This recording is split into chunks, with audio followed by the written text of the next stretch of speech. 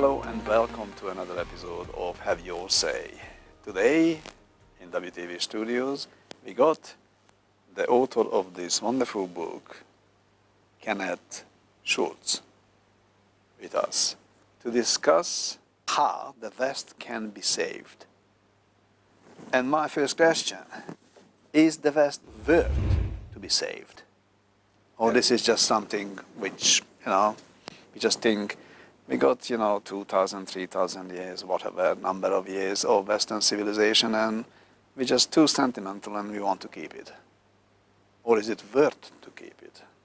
It's absolutely worth keeping. In my opinion, and I suppose the opinion of most people in the West, it is the greatest civilization that has ever existed on this planet. It's brought about more freedom, more wealth, greater lifespan, more comfort than any other civilization in history. So it is definitely worth saving.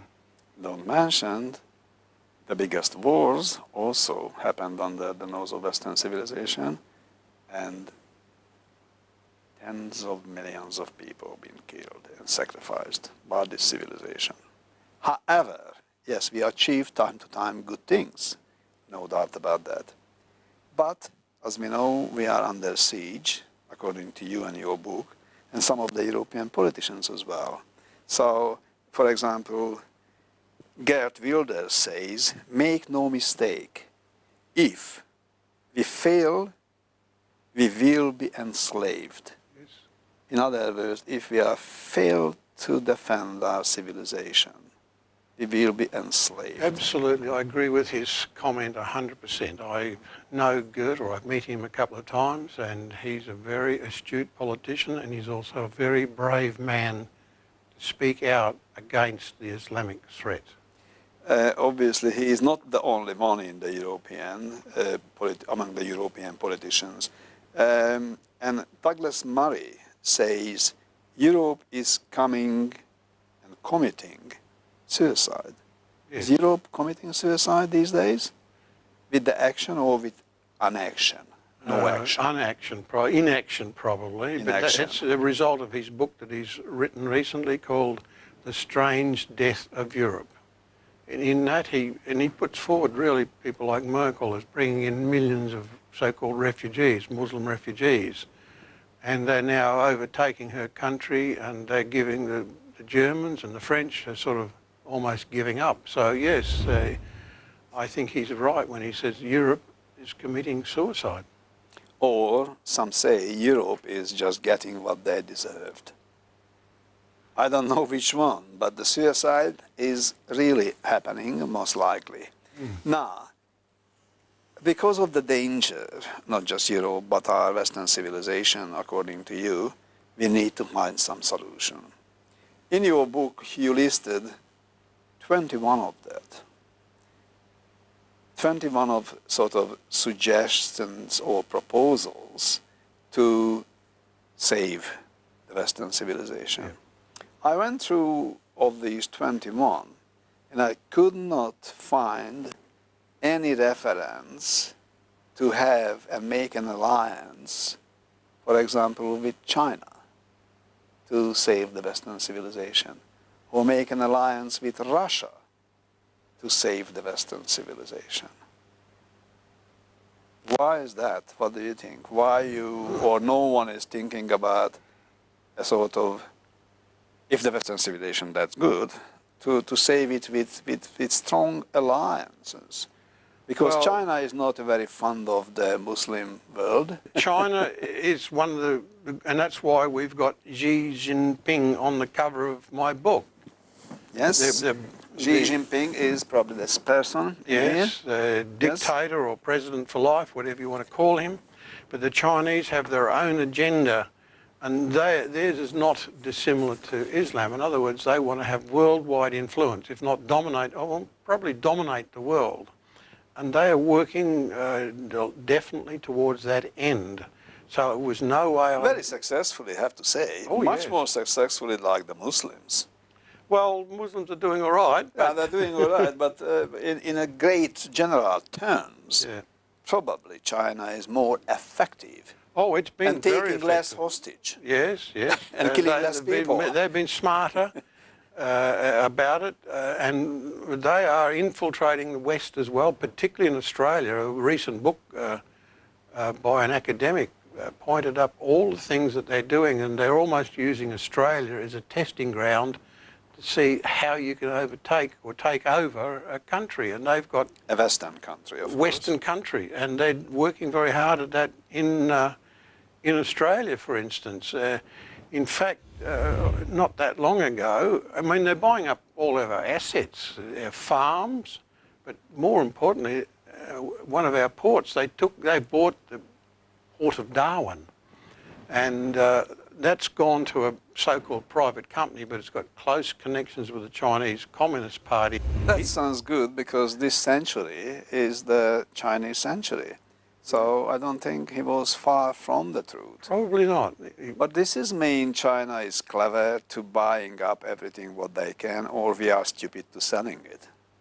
Both, yeah, they're clever and we're stupid. I mean, we can't go to China and buy any of their assets. No, we could not.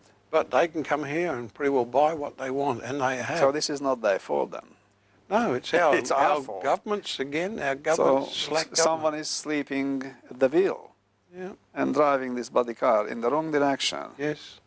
So, yes, but I give you some good news. In Australia, the biggest investors in land, farms, or anything is not China. China is not even the second biggest one. Yes. So, where is the big threat? You China is not on breathing down our neck, other countries doing it. United States, Great Britain, and it's not China. They've been doing that for a long time, but I suspect that China has overtaken them very rapidly. They're spending billions or trillions on buying up assets around the world. Yes, they Not just do in that. Australia. You know what, they're investing. They're not just buying assets, they're investing.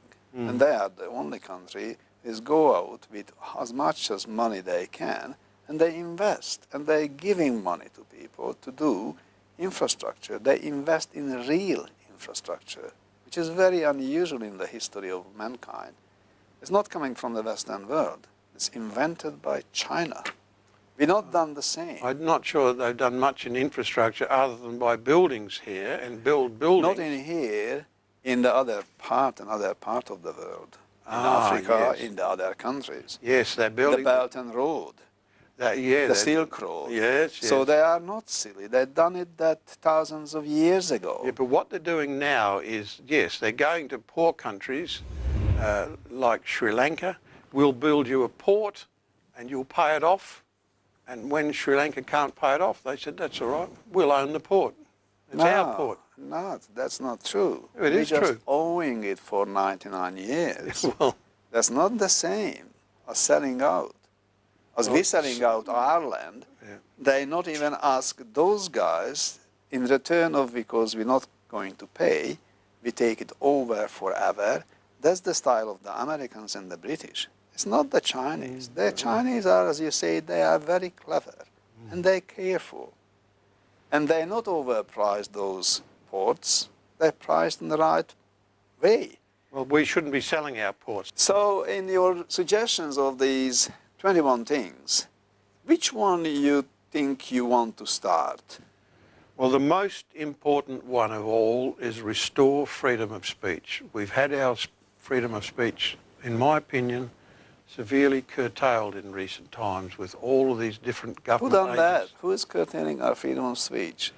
Partly the universities and partly our own government, who've been lobbied by these left-wing pressure groups to bring in things like the Racial Discrimination Act and that notorious 18C of the Racial Yes. Discrimination Act.